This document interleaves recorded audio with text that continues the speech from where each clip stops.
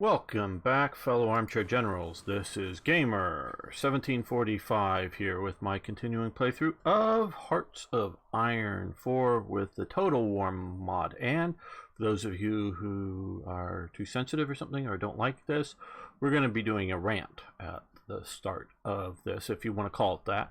Don't know that I'm going to be ranting and raving, but it's going to be a monologue.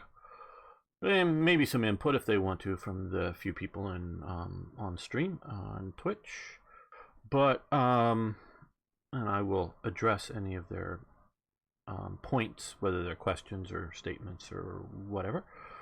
Happy to have them at some point here. So you out there with the keyboard. Well, and why? And first thing, why isn't Italy in the Axis?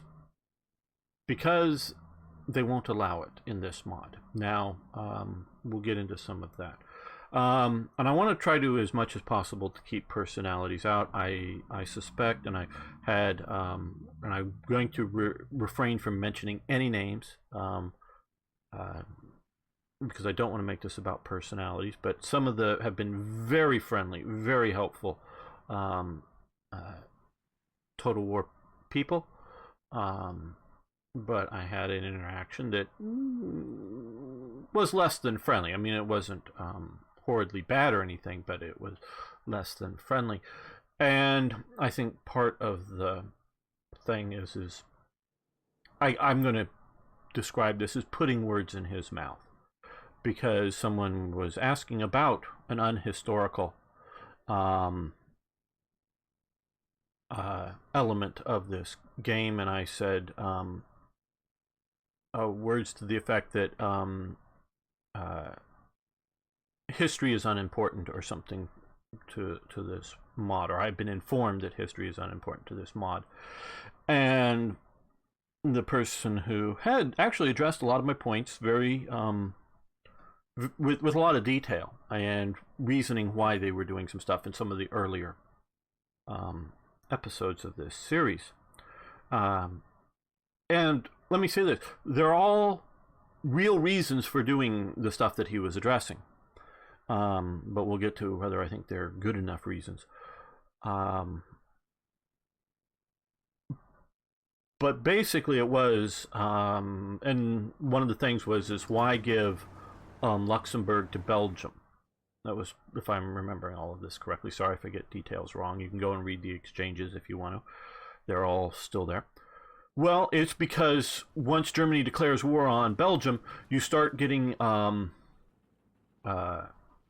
unit shuffle, which is bad, and this is an AI problem and they can't fix. And my one of my things is, well, fix it. Well, we can't fix it. The modders, absolutely, you can't fix it, but it needs to be fixed. Is give this over to Belgium, so Belgium will fortify, or garrison it, and so that you have a better gameplay element. It's basically the fort spam, Luxembourg, and a lot of these issues, their reasoning for them are better gameplay over history.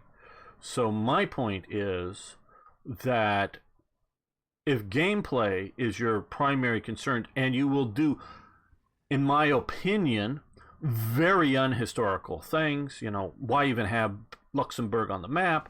Well, because as much as some people may not like what Hearts of Iron, or Paradox, have done with Hearts of Iron 4, they really care about historical detail. Not that they get it all right, not that they don't also do, in my opinion, though they know it, god-awful alt history paths, because they do it because they know so many of their players who come out of the Crusader Kings and EU and Victoria world want alternative history, and so they're satisfying their customer base. But they do, when they're trying to do the historical stuff, they really do care about a lot of historical detail. That's why, actually, this was a Gau, the Sudeten Gau in Germany, how ridiculous this is as a political, administrative, however you want to call it, entity. But this is a state, which makes sort of the state mechanisms a bit silly. And of course, they create that one, I think, yeah, Eastern Sudan, to sort of satisfy the history of it. So Paradox gets this. They really try, why have Luxembourg in the game? Well, because it was there historically. Yes, the AI is bad. And so we have this fort spam, and I've been informed that once we start, either whether it's triggered at the start of the war with Russia, or whether it's already there and we just don't see it, because I see some along the border here, lots of fort spam in the Soviet Union. Now, why is this important? And some of the stuff, very much when I was early on looking at this stuff and I was giving stuff, is nitpicking, and it was, and I think I was saying that to a degree, that these are minor points. But I am applying my historical knowledge, whether it's on uniform details, and trust me, I have informed the Paradox crew that not all of these things are all supposed to be freaking gold on the cap badges. The one SS guy they did right. I think that's a redo of Hauser. Some were gold, but also many of them were in white metal. I think a lot of it was up to the officer's choice, though there are other things involved in it. Don't let artists be artists. You've got to chain them down and make them do the right thing, because they'll do what is artistically looking good. Trust me, I come from a bit of an artist's family, so I know this well. When you're representing history, I mean, to me, that's a god-awful thing of Rommel there. No, it doesn't get any bigger there, but notice his shirt's open. And he has his Blue Max and Knight's Cross or whatever there. Well, he only did that because that was being worn with his desert jacket. So that would be a tan jacket. And again, this is nitpicky, I know. And all the rest of the time, especially like when he was commanding in northern Italy, or later commanding in northern France here, the Atlantic Wall, he wasn't wearing his desert uniform. He was wearing the sort of standard uniform. And so by necessity of the medals, if nothing else, it is a closed collar to be worn. So the hat is, well, the gold on it I think is overdone, but the hat, because even when he was out in the desert, he was wearing his field gray hat, cap, whatever you want to call it, but with a desert jacket, so that when it's an open collar, that's clearly his desert uniform, so it should be in desert colors. Yes, I just know too much about this, and this isn't, I don't think, has anything to do with Total War. This is Hearts of Iron problem, Paradox. Okay, here's why this is important. Not just the nitpicky things on uniforms. That's just me being nitpicky, and you might call it showing off. I really don't think so, because I'm evaluating someone's mod, or if I'm evaluating the game itself with my historical knowledge. Things may not be fixed just because I see that they're wrong. And trust me, because I've had interactions with different mod makers and devs and whatnot.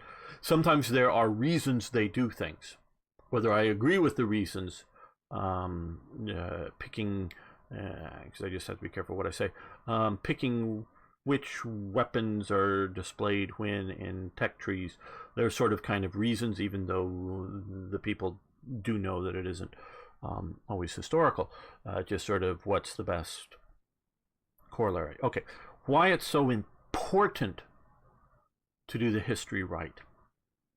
Well, if I were to go to Hollywood Boulevard, just because it's not that close to me. It's, depending on traffic, half an hour drive or whatever from where I am. But I'm picking that, and I don't mean creepy at night. I mean at the daytime. And because there is a wide range of locals and tourists. This is sort of why I'm picking that place. And if we just concentrate on Americans, between the ages of 20 and 30, people presumably have gone through a reasonable amount of schooling, but are recently out of schooling, so we're not...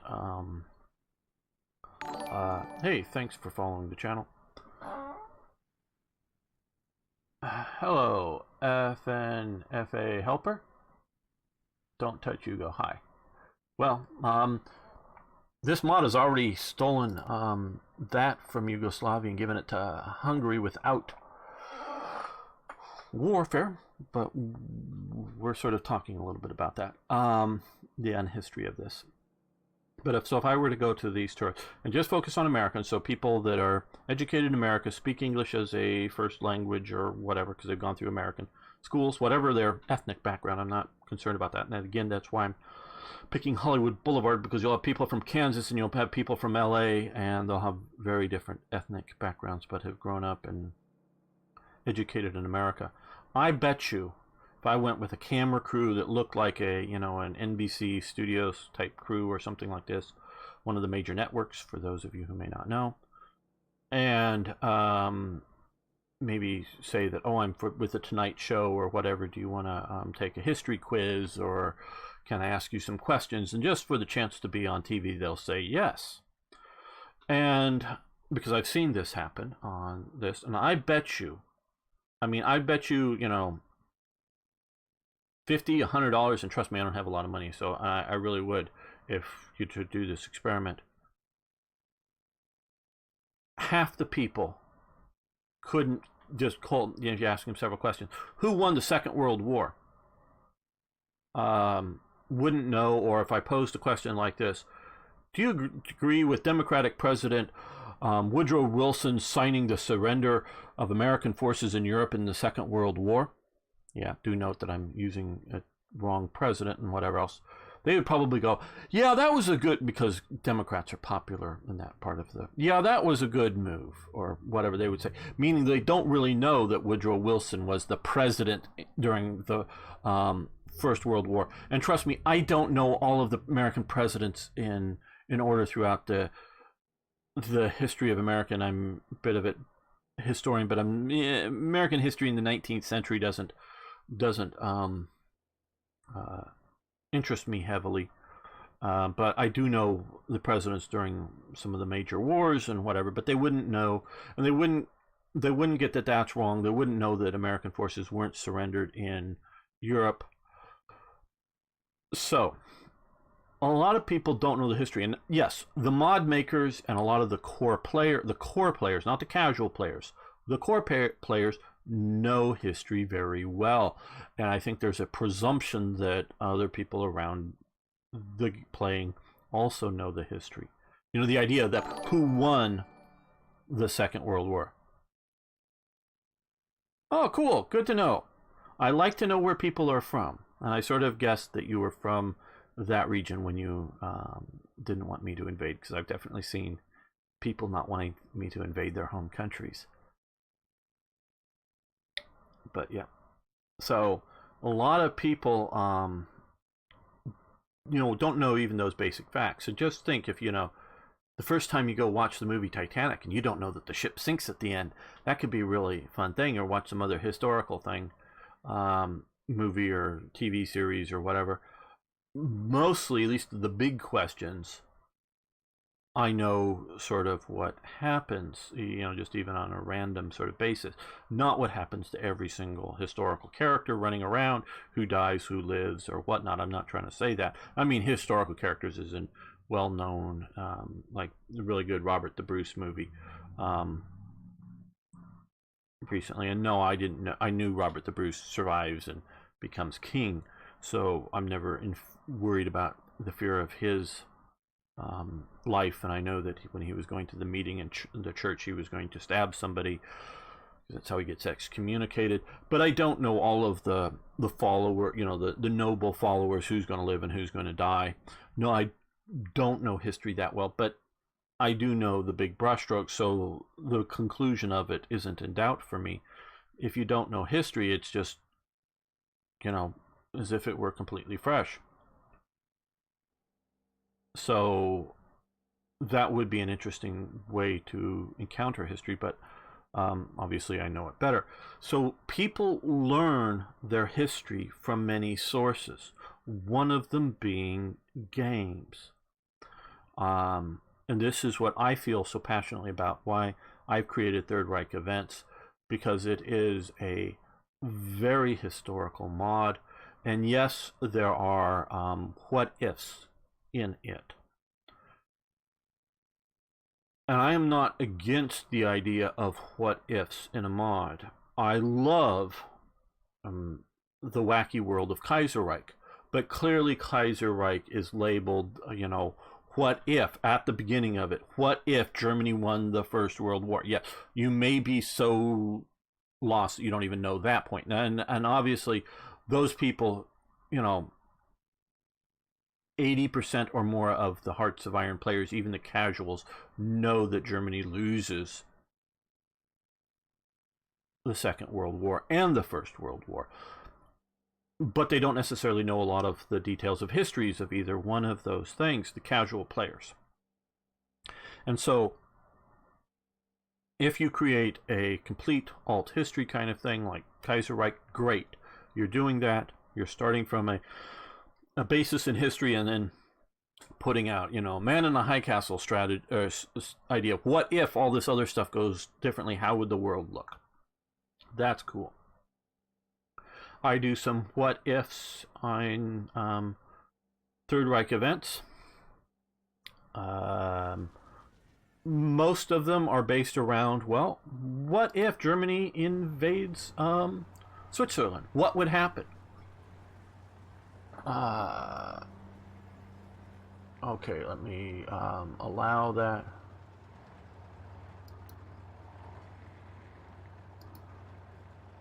Okay, I have to allow my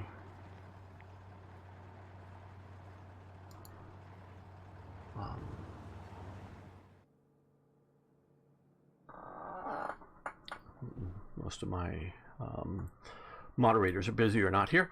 Okay, so what if Germany were to invade Switzerland? So I have events that take place in only if Germany invades Switzerland. I have events that happen there, and they're based on my historical knowledge. They're not clearly labeled as alt history because to some degree we sort of know that Germany didn't invade Switzerland, but if you do, these are what I take as reasonable things to happen. Part of the reason is why I separated out Tanganyika, there are multiple reasons, mod that I make, is because it does have an alt history element to it. Oh, and I didn't know German Reich had this. I quite honestly didn't even know German Reich had this in this mod. I hadn't come down here. How the hell would they justify this effing thing?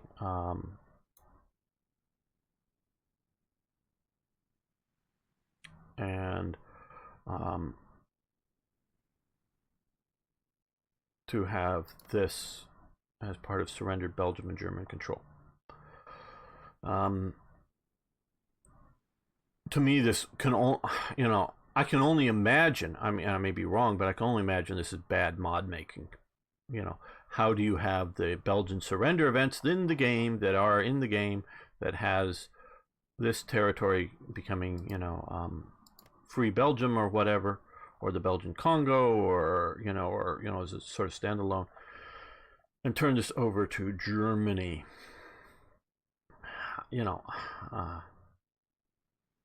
So this just to me has looked like an effed up coding element of your mod, as opposed to something justifiable in either gameplay terms or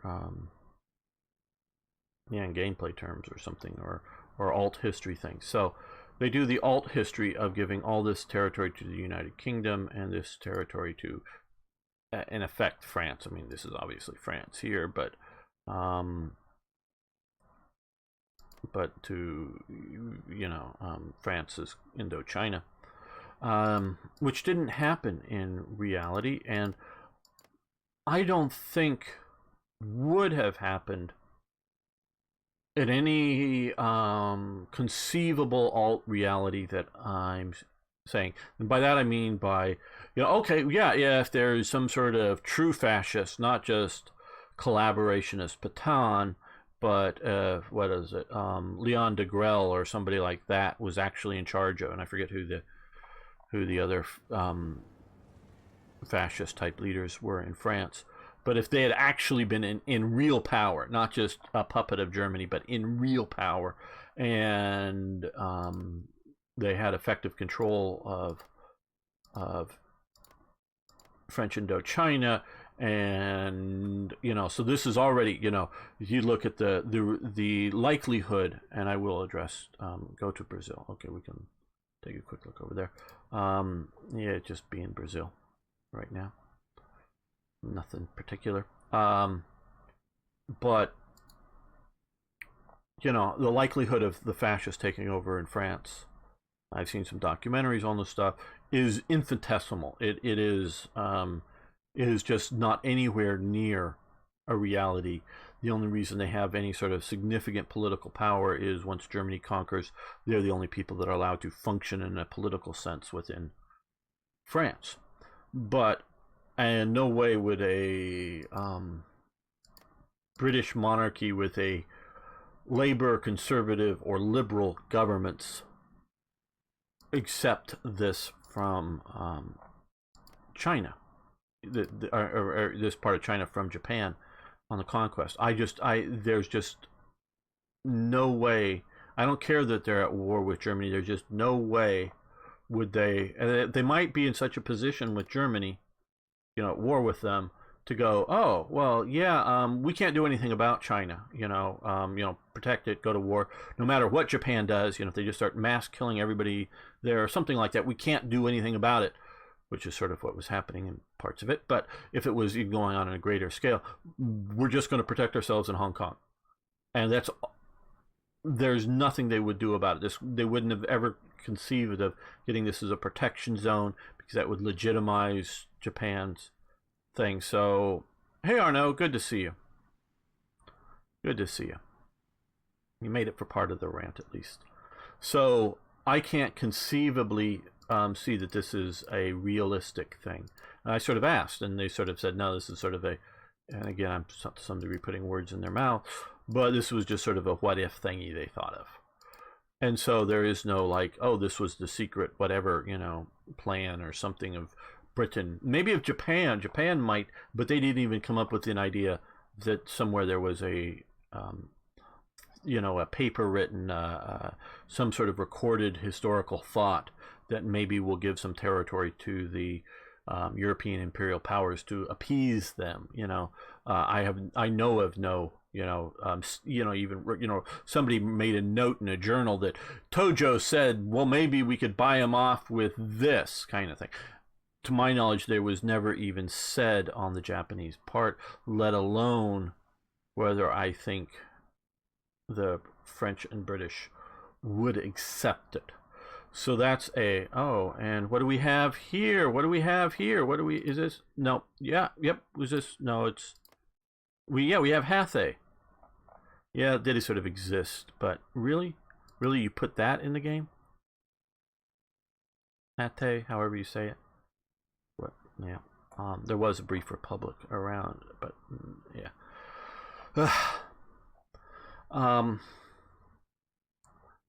At least that existed at one moment, and I do mean moment. So people learn their history from this. So to me, this alone means this mod cares nothing about history. Go, oh, what are you talking about? It's all World War II. Yeah, this means you don't care about history. This isn't a good AI gameplay thing to like, oh, well, if we do this, Japan no longer concerns itself about X or Y or whatever, because Japan will put soldiers along this border if they feel as threatened as if they would put it along the Hong Kong border. There is no practical gameplay benefit from this. This is just wacky what ifs. We can talk about yes, more or less some of this territory, and this is sort of the state mechanics. So I think it was more just these provinces here. I don't think it was these that were turned over to. I don't think these were turned over to Hungary officially. I'm not sure if they got this side of the river, but this is just the sort of state mechanic here of this that gets turned over to Hungary, but only after the declaration of war or whatever. Once you're at war with Yugoslavia and Yugoslavia is crushed, does some of this territory get turned over to Hungary? And so by having that happen, you're now miseducating people, and you're not clearly labeling this mod in big headlines. Alt history mod, because now I did mention, and I didn't go in and read it somewhere in our wall of this big wall of text. You did say something like that we do talk about gameplay enhancements. That's words to that effect. Sorry if I don't need to quote him exactly. If you want to look it up, you can, and I don't. But I don't think mischaracterizing the sentiment, though I may be getting the details wrong. And so why is this Free France? This Vichy France? This is Free France because there were British units down here when Vichy was created, and Vichy was immediately at war. So instead of at peace, which it should be at peace, but it's immediately at war, and it was fighting, if you look at the earlier episodes, fighting Free French forces up in here.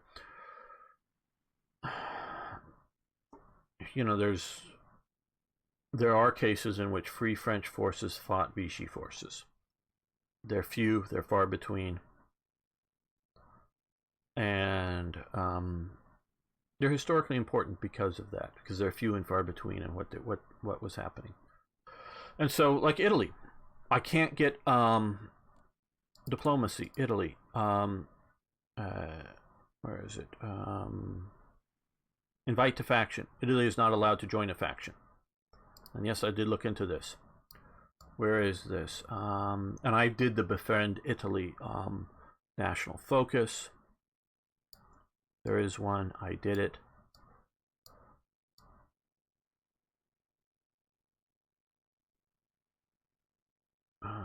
Sorry, I don't know this tree well. You can't hardly see which is.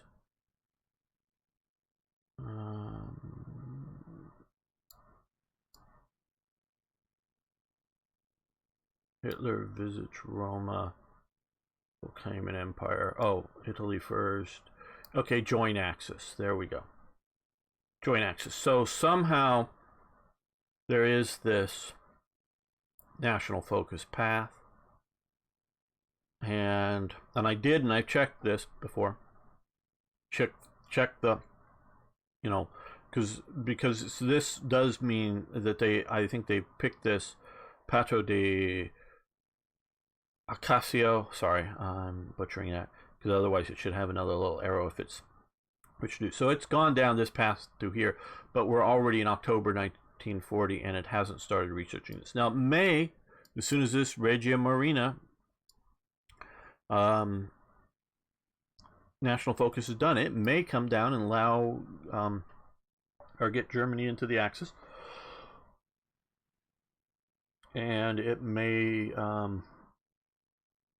happen, but it hasn't happened yet, and there's no other mechanism to get them into the Axis. So if for some reason they don't do that, we don't ever get Italy into the Axis. So you can't realistically tell me that they care about history with this. History, not that history is completely ignored. I'm not saying that but maybe are we? I'm not sure that we're gonna see, oh, coup in America, U.S. joins Axis or something like that. At this point, I'm not sure that that wouldn't happen, but maybe that's not likely to happen even with this mod. But so we're seeing this stuff. So because of the education element, is why I consider this so important to be historically correct or clearly label either a big, bold headline in the description of your mod, or when an event happens, or a decision, or a national focus, or whatever, have it labeled as a no, they can't join. Not that they aren't close enough to joining the Axis. They can't join the Axis, so there's no point in influencing them. We already have non-aggression pact, meaning they like us. They like us 100%. They want to join, in the game terms. They have the same ideology. Not in history. This is a problem that I have with Hearts of Iron, not with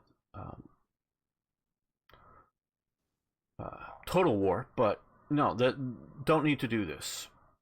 They have more stability. Well, they have definitely more war support. 95% war support. Italy never had 95% war support. Not even for going into Abyssinia.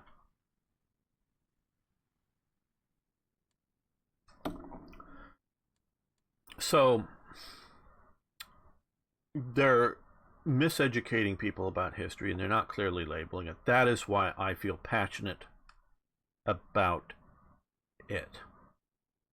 I could take a little bit of fort spam, not this, as a gameplay thing, like I do with Black Ice. They do some fort spam, most assuredly, because we can talk about the Moscow forts. There were fortifications being built for Moscow only after the German invasion. They really weren't ready in any significant amount had the Germans arrived, in 1941. Sometime in 1940, early 1942, after the stuff thaws out, much major fortifications are made.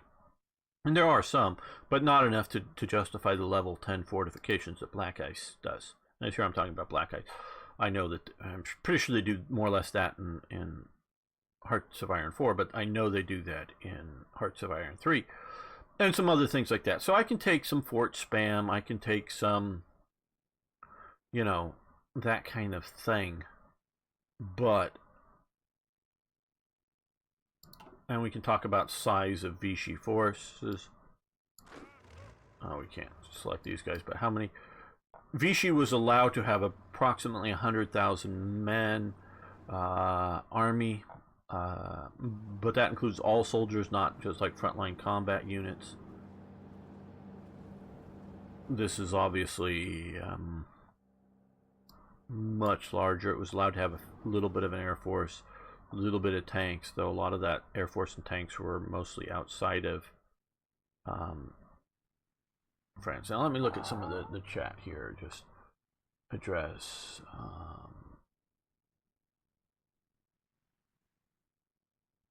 started influencing. Okay, so you got Belgium Congo. Yeah, they just gave me Belgium Congo. I was talking about that beforehand, and in no way Belgium would have surrendered this over to Germany, and we already have the good mechanics that in the regular sort of game that give that. Now we're going to play some more of this, partially just because I have nothing else going, and I think, if I know the timing right, Man the Guns will be out by next Saturday morning, and so think of now or then, or when we post this, if you're watching later on YouTube, what naval power, what naval sort of campaign, and why maybe. Do we want to play as Italy and try to battle the Royal Navy with land or sea mines or whatever? And I want to play a naval focused game with Man the Guns straight as released.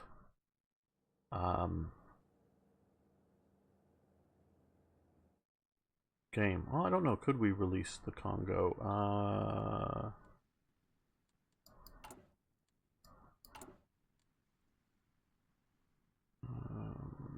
I'm not used to releasing territories.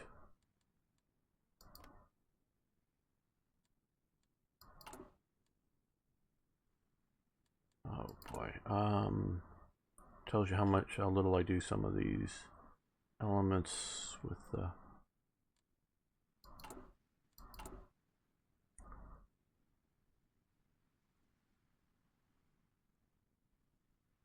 where do we manage our we're used to Hearts of Iron 3. Yeah, UK is the one I'm sort of, either that or the Americans is what I'm looking for. Politics is here.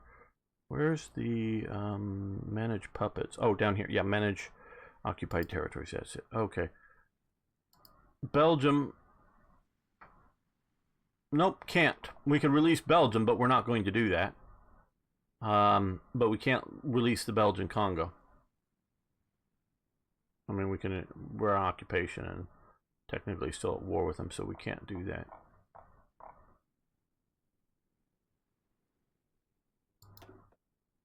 Our puppets and our territories. So yeah, so this is just, in my opinion, a mess. But let's continue the mess. Okay. And no, we're not going to end the assassination of Leon Trotsky. And no, we're not going to leave Yugoslavia alone. Sorry. We're going to take out Yugoslavia.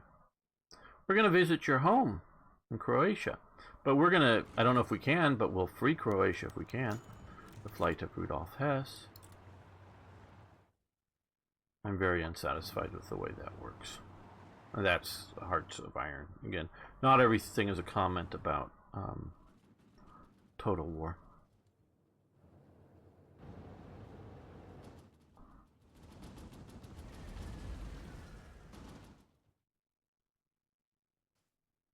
And you can look at the big summary of the dev diaries and the new features coming. There's a lot of really cool stuff. Okay.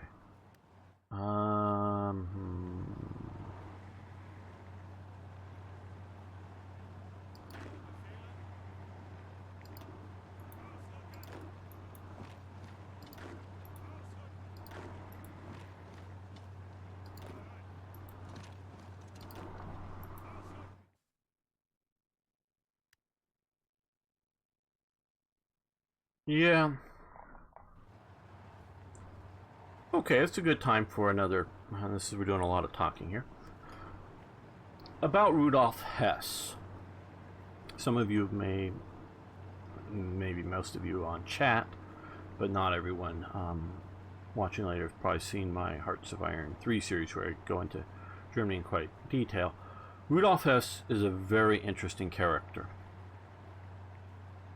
He's very, very popular, maybe in a way more popular than Hitler in a likable sense with the German people. He is highly liked in Germany. He is extremely well known. He is sort of the main sort of announcer / pre-speaker, whatever you want to call it, for Hitler, because obviously you don't necessarily have to, introduce. This is Hitler. I know you haven't heard of him before, but this is Hitler, and he's running for president. No, but even after he, in power, he was sort of the warm-up act for Hitler, and was very well liked in Germany. He was very well likable for the Germans, where other leaders weren't necessarily likable on the likability thing within the German people. That sort of gives you a little bit of who the German people thought of himself. But to give a little bit more history of Rudolf Hess. Rudolf Hess is a member of the Thule. I think that's the correct way of saying it. Thule Society, or Thule. Thule sounds more cool in English, but I think it's the Thule Society. He was a member of the Thule Society, and it is a esoteric society that has some relation to Madame Blavatsky's Theosophical Society, though that's much more general, that has been influenced by Guido von List, and so it's very sort of esoteric knowledge. Rudolf Hess is born and raised his first few years in Alexandria, Egypt, so he is not a born, both parents German, but he is not a, fully born and raised. Fairly young.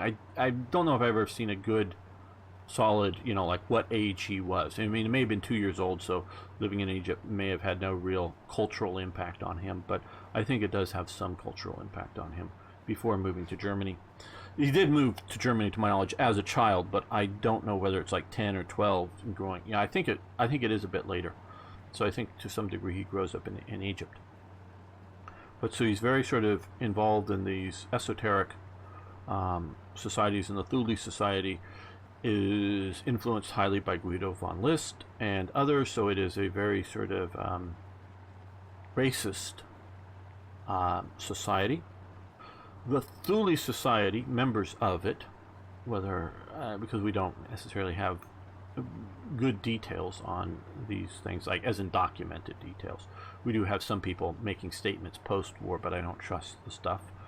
The Thule Society, after World War I, I'm going to now editorialize. I believe they did this because after World War I, they see the way to influence society is through a political party and not just through a sort of upper middle class esoteric influence group through their sort of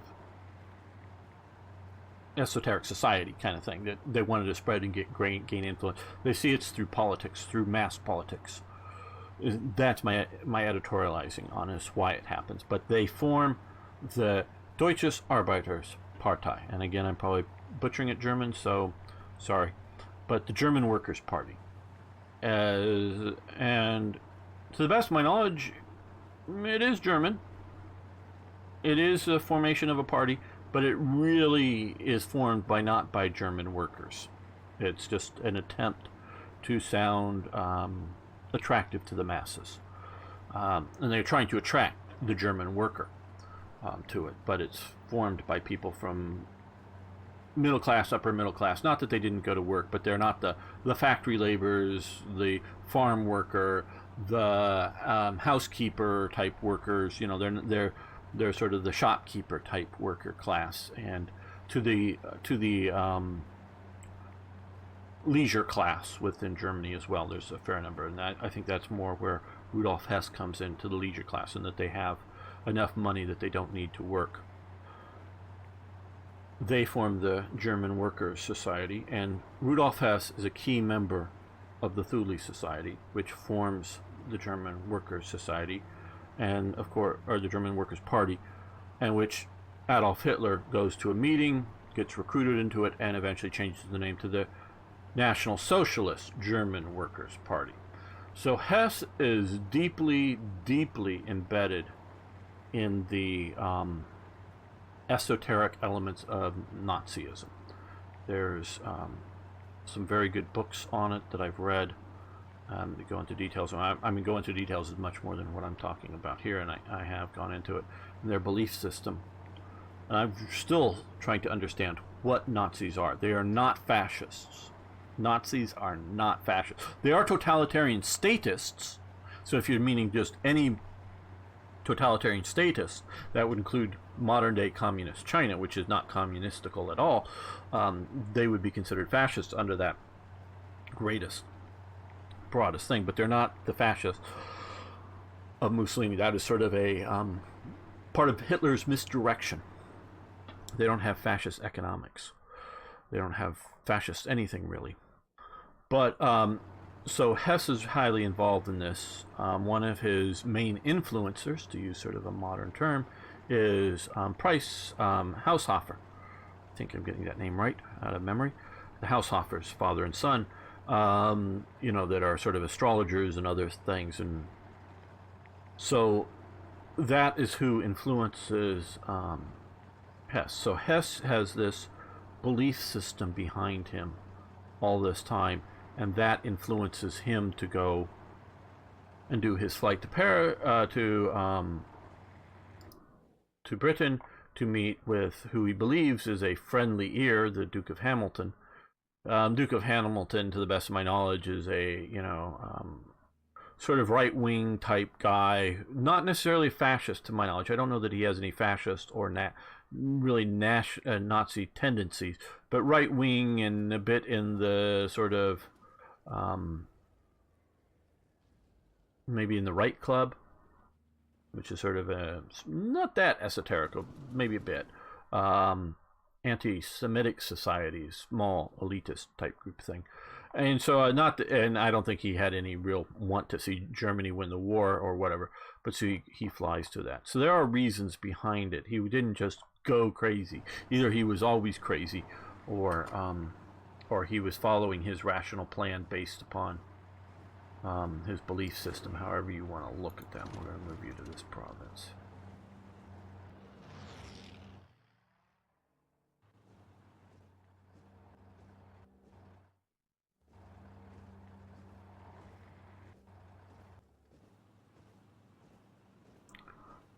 And we're going to see how the invasion of Yugoslavia. I'm already seeing forts.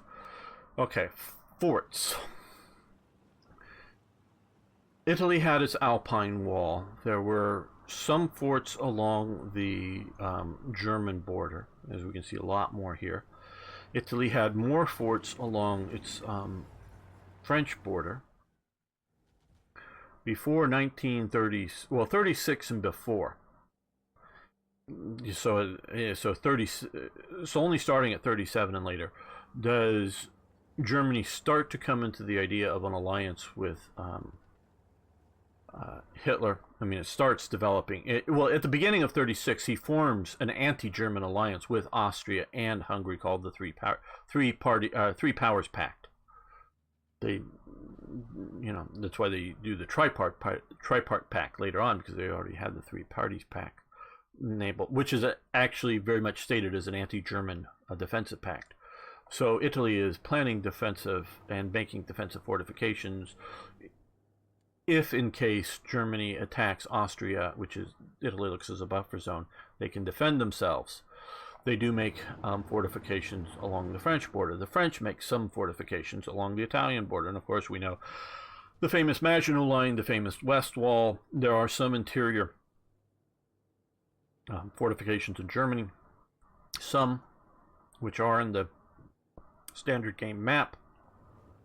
And of course, if you didn't know it, the Czechs, based on a lot of the Maginot technology and thought and fortification design elements, because they get help from the French, has a fortification system along its borders with Germany, but not Austria. So these down here, the areas that Germany gets, which really dooms Austria, because maybe if Austria is either allied with, as part of the Three Parties Pact with Austria, if Italy's has been aligned with France and England, if they go to war with Germany and they convince these other ones over this, you could have, this. Actually, Czechoslovakia turns out to be a not fully defensible, but a reasonably defensible nation, if France is in the war, and you got a lot of southern allies here. But once you get Austria into the Reich, because there are no fortifications, and because this is a nice invasion plane, even if you put a little bit of fortifications, just dooms Czechoslovakia from any military defensible plan. And so there are good reasons to betray the Czechs to the Germans. There's also good reasons to attack the Germans too, because the Germans were unprepared for the war, as well as the Western Allies were unprepared. So there are good reasons to do that. Not saying they should or shouldn't, just that there are good reasons. What is going on down here? Yeah, they're standing around because they don't have supplies. These guys are standing around. Well, no, they actually are advancing, but through very rugged terrain.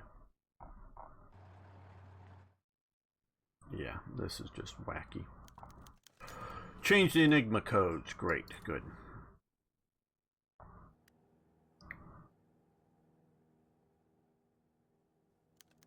And ace pilot promoted, because we are fighting our air war. Let's take a look at our air war currently. Okay, we're not doing well over here. What is our reserves of fighters like? Okay, looks like we have, but they're probably old and out of date. Well, maybe not. Oh yeah, a lot of the HE-51s. I think the HE-51, I don't know, but it's a pretty good biplane fighter, but obviously that is way out of date by 1939. So if we were looking for a 1932 war, yeah, that I don't even know if they were prepared yet by 32, because that's obviously before Hitler comes into power, and they're doing secret developments. And we have the light bomber, but I'm just missing the proper 109 type production. Yeah, I don't think so. Mostly we have captured stuff, it looks like, and heavies. And no, I don't want to just spam up aircraft to get shot down.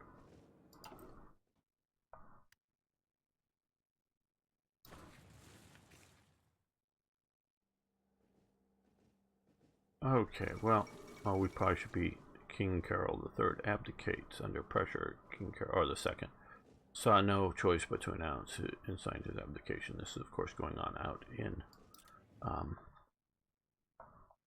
Romania, and we probably need to be doing this as well. Diplomacy, justify a war goal, conquer. Oh God, I hate all this. We want Slovenia. Yeah, we want Slovenia.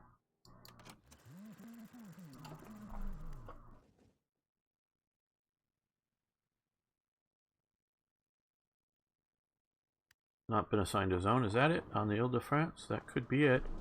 Nope, you're right, they haven't been. I saw that they had been assigned a task, but not a zone, you're right.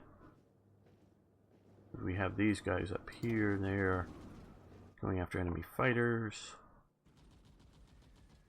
Trying to win, no, close.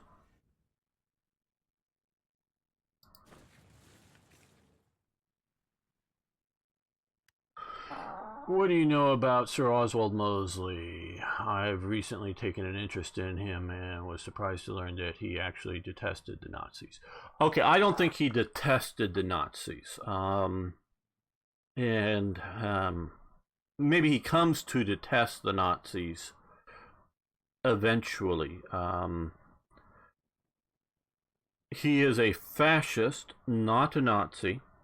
He, he's not Lord Haha, William Joyce. That's the main person. They actually have a couple of people doing the radio things, but the main Lord Haha is William Joyce, and he's from the another party that was Steer Straight. They actually use a ship's wheel instead of any other as their political symbol.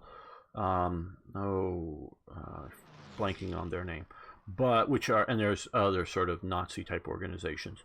The British Union of Fascists under Mosley is very much looking towards Mussolini. He, starts his. Oh, we're gonna pause this. What does Italy want to do? Send volunteers. Yes, see, Italy likes us. We'll take them. Italy likes us, but they just are not allowed to join. And yeah, we're getting ready to come and visit you. And so he, but he's very active before Hitler comes to power. That Mussolini's already in power, so he very much looks at Mussolini as his guiding star. At least once he goes and meets him. I'm not a big expert, and I just plan on looking into when I get someday to making a mod or something like that for Britain, looking into the BFU in more detail.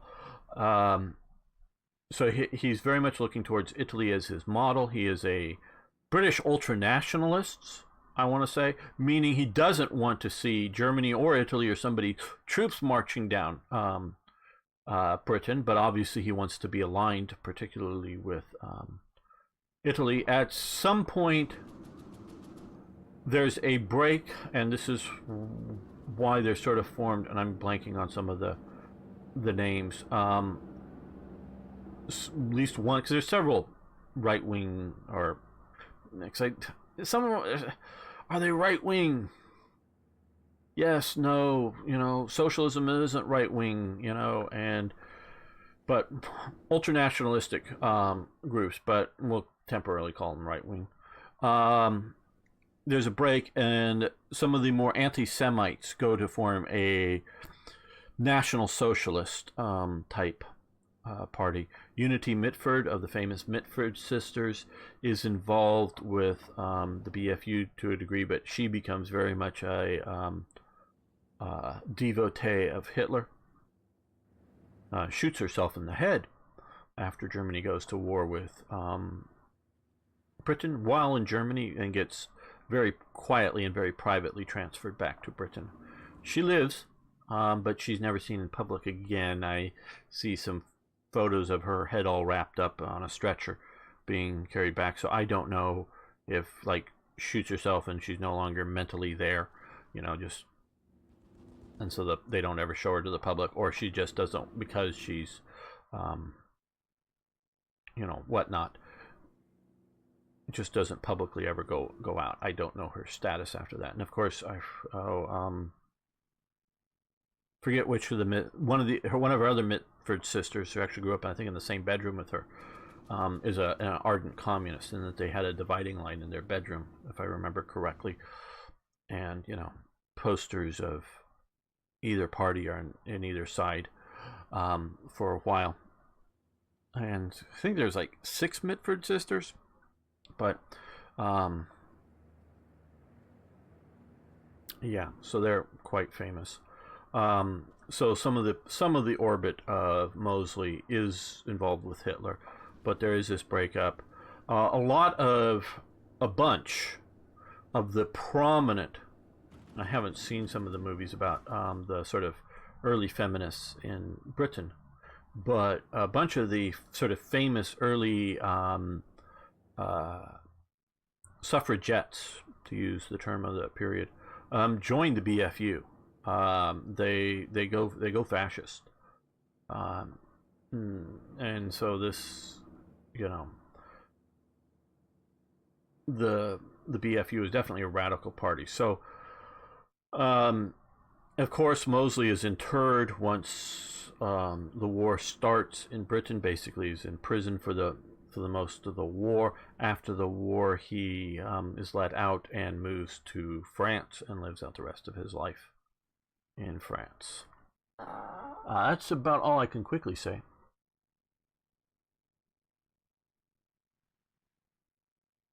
Yes, and like you're saying, Tippett, after the war. Yeah, and I think I may have even seen that same interview at some point. And you have to really take into account of when people say things. I watched only part of it, and I've never been able to get the full thing, and I'd love to do it, talking about France during occupation. And so they interview communists, they interview fascists, and one of the fascists that they interview fights as part of the French volunteers to the Waffen-SS, and he's, after the war, making the point that they were very disrespectful to their Germans at their German teachers at Bad Tolz and whatever, because they saw themselves as fascists, not as Nazis. And so they thought a lot of the Nazi propaganda that they were being fed, at least this is what he's saying after the war, was a lot of BS. But he was a committed fascist, and I very fascinated by the interview. And he's unapologetic for being a fascist. Definitely doesn't like the German occupation of France, but he wants to go fight the communists. And so, but you do have to take that's a post-war, and this was done like in the 1960s, I think, like 65 or something like that. This whole series, or this movie, was done, and they talk about people at all different levels, because at that time there's still people at fairly highest level in the Vichy government and in the Free French government and in the resistance and in the, so they're talking with all this stuff, and it's really great, and it was done really good. But you got to take all that they're saying is all said post-war, after the fact. And again, when I was earlier talking about some of the esoteric elements, the occultist elements of the Nazis, some of the documentaries, we'll call them that, though I think they're somewhat fantastical, are basing a lot of their stuff on interviews of people who are taking from post-war information, either direct interviews with the individuals or people who supposedly knew an interview, secondhand stuff after the war. And I don't trust any of that, because they have agendas. And some of them are disinformation agendas, especially when you're looking at the occultist organizations. I don't think they've gone away. But they want to create a fantasy around themselves to sort of obscure things. So I don't trust that kind of stuff. So I want to see what is said at the time. Like, what did Mosley say before the war? What did Mosley say during the war, like in a letter or in a speech or whatever? And then what he says after the war. Those are all very different things. I did see a book called Feminine Fascism. Yeah, well, I don't know if that's regarding this, but it's fascism in Britain, for the most part, seems to be a middle-class thing. They're competing with the communists for the working class vote. That's why communists hate fascists, because they're both competing for the working class supporters that want social revolution. This again, maybe, because they're both revolutionary parties, and maybe you have revolutionary right wing and revolutionary left wing, as opposed to conservative right wing and conservative left wing elements. So that's all. And I know we haven't gotten anywhere with this, and this is going to be labeled as such very much that this is a rant episode. So we're going to end this episode, keep going with the stream. We're going to see about visiting Helper down in Croatia very shortly.